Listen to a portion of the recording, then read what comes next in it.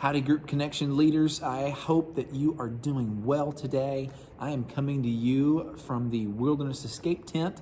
Number one, because I want to remind you to be sure and sign up for the Wilderness Escape, and you'll have the link for that in my email. But also because we're talking about the start of the Wilderness Escape this Sunday. We're talking about Passover. It is, I don't know if you know this or not, it is the oldest holiday in the world. And we're going to look at why that holiday is observed. And let me say this right out front. I think it's really sweet of God to do what he did. Think about this. Last week we looked at Exodus chapter 3. We looked at the conversation that Moses had with God up on the mountain. And God spells out for Moses exactly what he's going to do. This wasn't the first time he did that. It wasn't going to be the last time either. He said, Moses, I'm going to deliver my children. I'm going to use you to do this. I'm going to display my wonders to the world through the Egyptian people. They will be judged, but I'm going to display my wonders, and then you will be free. It's pretty amazing, right? But he spells out for them after he says, here's what I'm going to do. He says, by the way, it's going to be so impressive. You will celebrate this thing every single year from now and until the end. The Lord said, obey me, and when you obey me, there's going to be a holiday to celebrate, really not the obedience. The holiday is to celebrate what God did as a result of the obedience. But the Lord set up a holiday. I just think that's really, really sweet. I wish there were more holidays announced as a result of our obedience. But we get the ultimate holiday someday, right? But anyway, I think that's pretty neat. By the way, we're not going to go over all 10 plagues. That would take a long time, but just some fun information for you. All 10 plagues were a referendum on Egyptian gods. And I'd love to, if you'd like some more information about that, I'd love to send that to you just because it's interesting. But all 10, some of the plagues feel really random. Like, why would God do that? The Lord is showing that he is above, and the Egyptians had dozens and dozens of gods, but they were really kind of main gods, if you want to call them that. And the Lord systematically showed that he is greater than all the gods, all of them.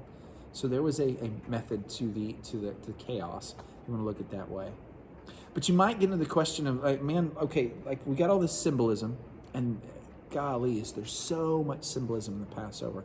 Everything, if you ever gone to a Seder meal, everything that happens in a Seder meal, it does one of two things. Either it points back to what happened at the Passover, but ultimately, really, it's pointing forward to the Messiah. And it genuinely breaks my heart that so many Jews have yet to see that. And so we continue to pray that God would open their eyes.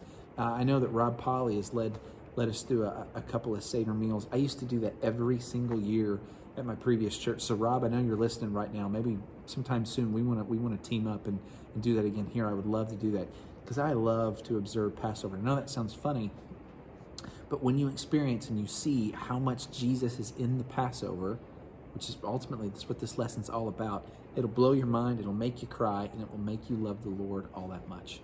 But there's a whole lot of symbolism both in this lesson, in the Passover itself.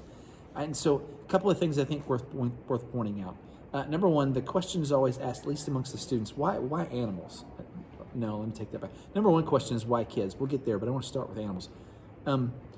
Why animals? Like God says, if you don't do the blood thing over the door, then your firstborn's going to die, and then the firstborn of all your animals will die too. And why animals? That seems really weird.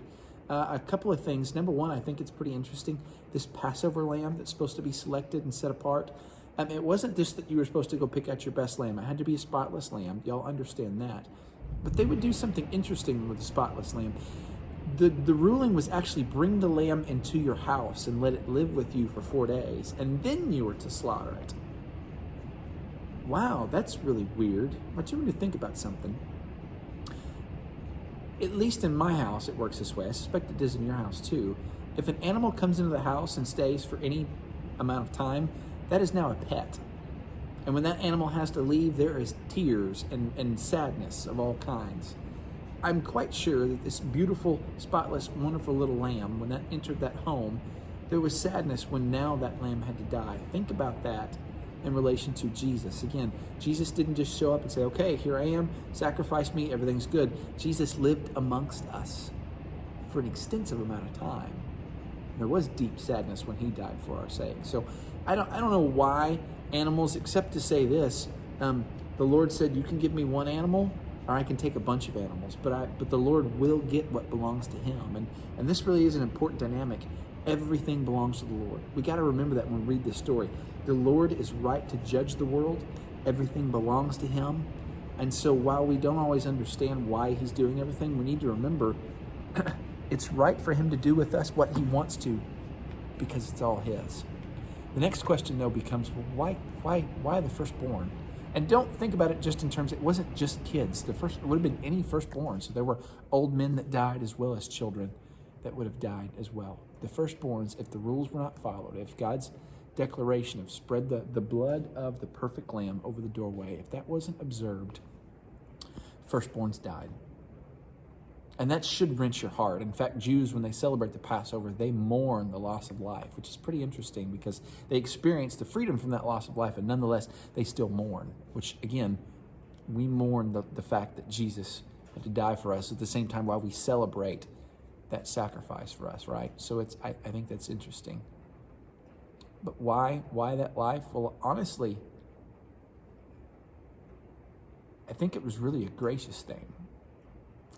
And here's why I say that. The wages of sin is death. Sin always kills. The scriptures make it abundantly clear, because of our sin, in fact, of all human sin, what we deserve is death. We don't deserve freedom. We don't deserve life. We don't deserve anything but death and hell. And yet God shows up to these people who are wicked, who continuously defied him. By the way, not just the Egyptians, the Hebrews as well. It's not like they were scot-free on this. And God says, here's the deal. If you give me a spotless lamb, I will give you freedom. I will not give you death. And some people obeyed and some did not. The offer was made to the Egyptians, by the way, too. It was not just the Hebrews that had this opportunity. And lots of Egyptians didn't listen, despite the fact that they knew what God had done 9 times already. They didn't observe, and death happened. And it is heartbreaking. And for others, they did observe, and they were granted freedom. This is the picture of Jesus. We were the ones deserving of death. Instead, a lamb had to die. And every single year when I teach a story, there's always some students, it's just not fair. Those little lambs, they didn't do anything wrong. Exactly. Jesus did nothing wrong. He took our place. He is our forever Passover lamb. And so we mourn his death, but we celebrate the freedom that we gained access to. We deserve the death, not him. And yet we joyfully celebrate that blood that was spread over our hearts now so that we can know his freedom. And so I hope you'll think deeply on that, and you will graciously, and it really is all about grace, graciously declare the truth of God this Sunday with your connection groups. Celebrate with the Lord. It doesn't matter. It's 2 weeks after Easter. It's still time to celebrate. Celebrate our Passover lamb. Guys, we love you. We'll see you Sunday. Have a great weekend. Bye-bye.